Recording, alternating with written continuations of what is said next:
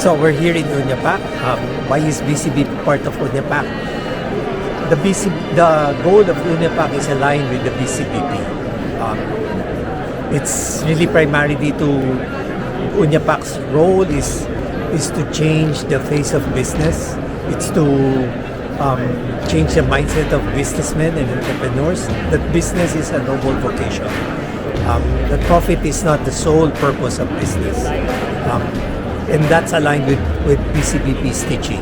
The other thing that's common to us is use of Catholic social teachings, and it's how it's adapted to running business for the benefit of the common, for the benefit of others, business for the common good, making use of proper resources, being nice to your stakeholders, to your employees, making sure that you take care of the resources that God has given us, and making sure that you create products and services that really benefits the public and the general good. So that's why BCBP is in UNIAPAC. Hi everybody, I'm Joey Abellana and I'm here at the World Congress of UNIAPAC. For every businessman and professional, attending an UNIAPAC World Congress is a dream. And we are happy to be able to have a delegation of 36 men and women, brothers and sisters from our BCBP community. UNIAPAC is a global organization of Christian business leaders, businessmen and owners, and among you count many of ours. So we have been challenged by Pope Francis to do a change in the economy worldwide, to make an economy based on the human person and an economy that is sustainable, that cares of the earth. To do that, we need to have an enormous change. And to do changes, you need the courage. Without courage, it's impossible to make the change. I think the business profession is quite important because we're the one that actually initiate the growth of social development through doing business. But of course, as you know, if we are in the unjust society, then of course we also have another duty, and that is to design good system, like His Eminence said this morning in the homily, that not only that we do carry on our business, but we also have to look at the whole system in our own country and try to design a good system for it. But I would like to say one step further. Designing is not enough. We have to implementing it. So this is actually a challenge to all of us all over the globe, that how could we change the business system in all countries to be transparent, and then to be able to really say that we are doing for the world. You have to do two things, as I mentioned earlier: good design and implementation. So what kind of design that you would come up? So the key is to make sure the system is transparent. Once it becomes transparent, people are afraid to corrupt because it's going to open to public. Do not rely on changing human attitudes. Hi, I'm very pleased to share with you what I think about UNIAPAC, and we work on the courage to change. And this afternoon we will present a workshop on the imprint of managers and CEOs on the work of their organization and collaborators. It's my first time in UNIAPAC. I work in Guatemala as a lawyer, and also I help the bishops of Guatemala since 30 years ago. I have good relations. So how many times you come to Vatican? Once in a year since the last 6 years. Wow, thank you very much. Thank you. Thank you. Increase the social abilities for the person. Pues Pues yo creo que los trabajadores son muy importantes en el ambiente laboral, entonces hay que darles una vida digna y que más compartirlo de esta forma para aprender un poco más sobre ello y poder darles toda la información y hacerlos sentir parte a los colaboradores del trabajo digno. Bueno, gracias. Gracias a José. I am working in I up to UNIAPAC like 12 years ago. Oh, 12 years ago. Yes, so and my life changed. Wow. And when I changed, my friends, my workers, my company, everything changed. So every change starts by ourselves. So I invite you, all the community of Philippines, all the country, all the persons, that you have to back to see yourselves, to be happy, to be congruent, to be free, and all those things you have to study, you have to be in peace by yourself. I want to add not only to be good person, it's necessary Necesita. to work in myself, From the One, go. I am Toussaint Kizwen Sidawet Laugo. Yeah. My name. Yeah. I'm coming from Burkina Faso. It's a country? Yes, country in West Africa. Wow. I like to be there. Yes. So what's your objective to be here in Rome? I am here first because I am the president of Association of Catholic in my country. Catholic Association? Yeah. And in Africa? In Africa, and the name is Akatabe. So you are all Catholic? Not all. We are Muslim, Protestant, but we have... So how can they become a member of Catholic Association if you are Muslim, something like that? No, I tell that in Burkina Faso we have Muslim too, but in the Catholic Association only Catholic. Oh, very good. Thank you for coming. Thank you. Yeah, thank you. Hello, my name is Babu Marcus Gomez. I'm from Bangladesh. So I'm really happy to be involved with the UNIAPAC, and in home in Dhaka I'm doing transport logistic business. What's your community in Bangladesh? We have a very small Christian community over there. Yeah. It's less than 0.3%. So it's a very microscopic community, but still our presence is vigilant over there.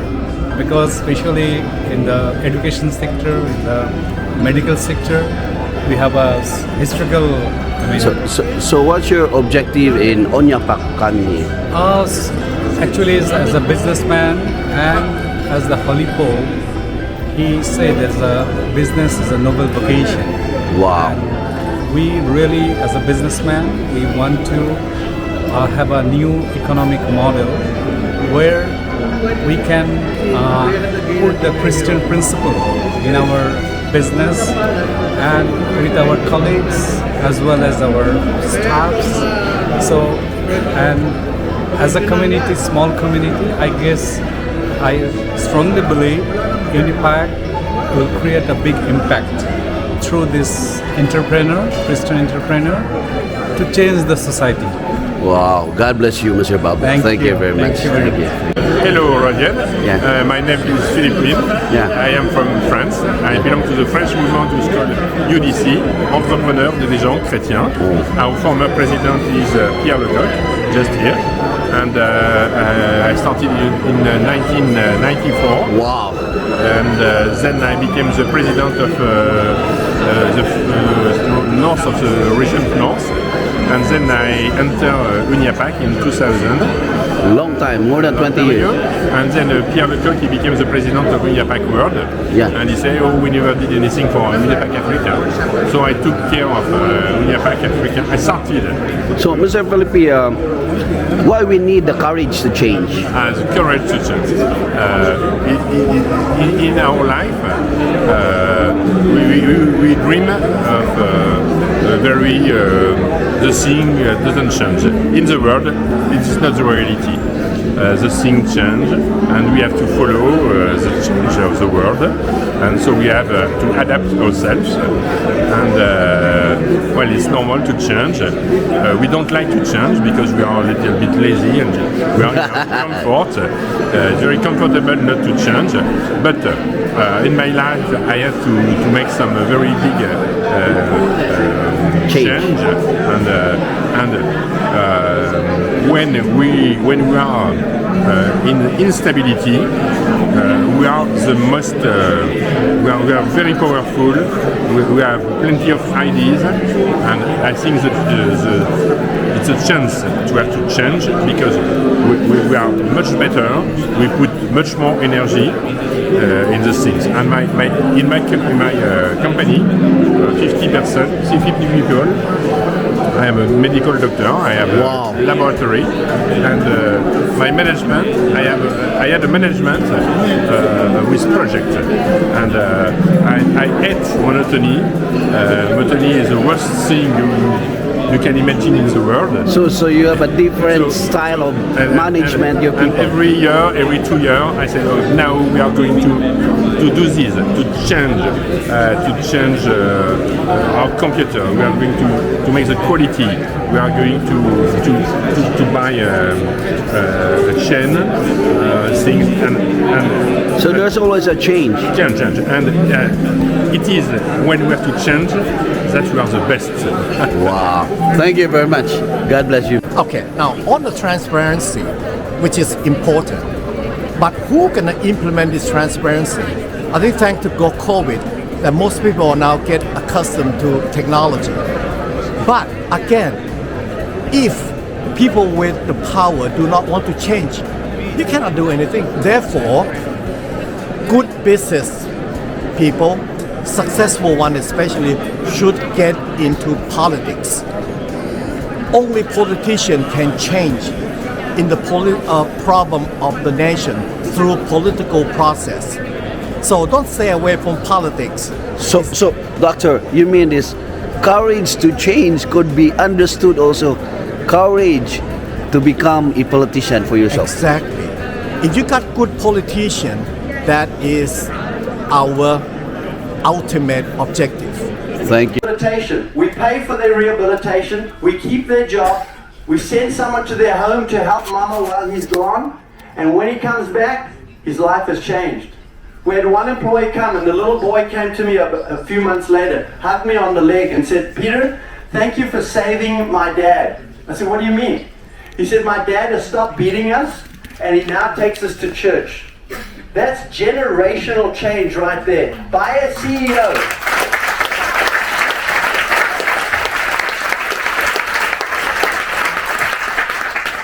We also looked at several different programs, scholarships, marriage retreats, single parent support, education training, financial budgeting, all the things that we've been talking about the last few days. We built the chapel. We have a resource library for our employees. We have Bible study for them. We feed them and they come. More than half of our employees come to Bible study once a week. They don't go to church, they come to Bible study because we feed them to listen to the Word of God. I agree. We have prayer groups at our company, and we have chaplains. Chaplains are, when I left that retreat, I needed a spiritual director. I said, in my future, I'm going to have every employee have a spiritual director. So we have chaplains, and every His Way at Work company has chaplains to take care of the spiritual and emotional issues that our employees go through. From the Pew Institute, there's a number that 70% of people who come to faith in Christ after the age of 18 do so at a moment of crisis.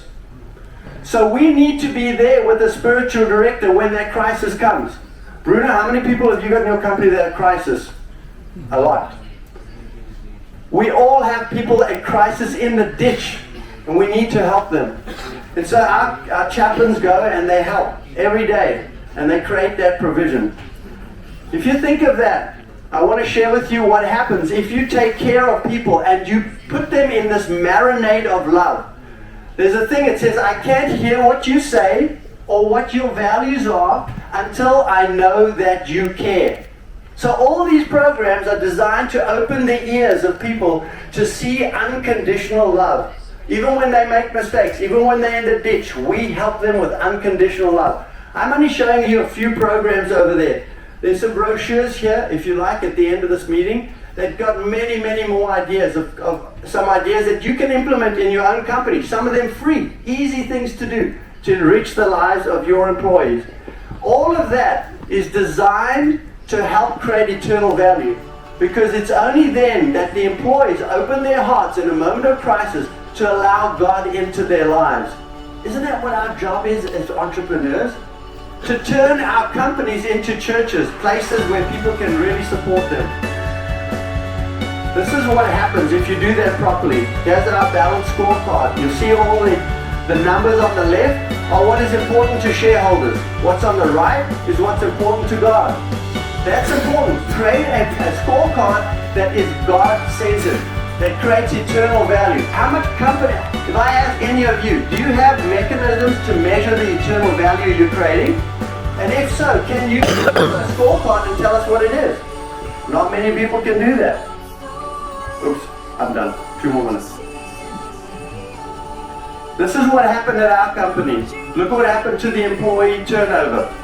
It went from almost 25% to less than 5-6%. Look what happened to our company.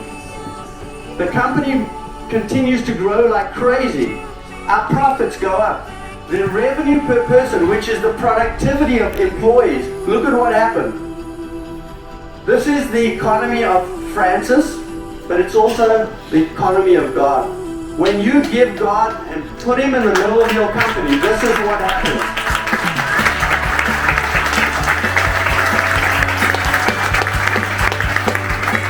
I wrote a business card book on this story. Any of you would like to have a copy? There's some down here. You can also get them online at Amazon or any place. And it gives you a full story. I also want to share with you, we started a ministry called His Way at Work. I realized what was happening in my company, and I wanted to help other people. I wanted to be a missionary. That's the reason I'm here. So thank you to Bruno for allowing me this opportunity to speak to you, because I'm sharing with you what God has done in my company and can do in your company. Thanks to UNIAPAC,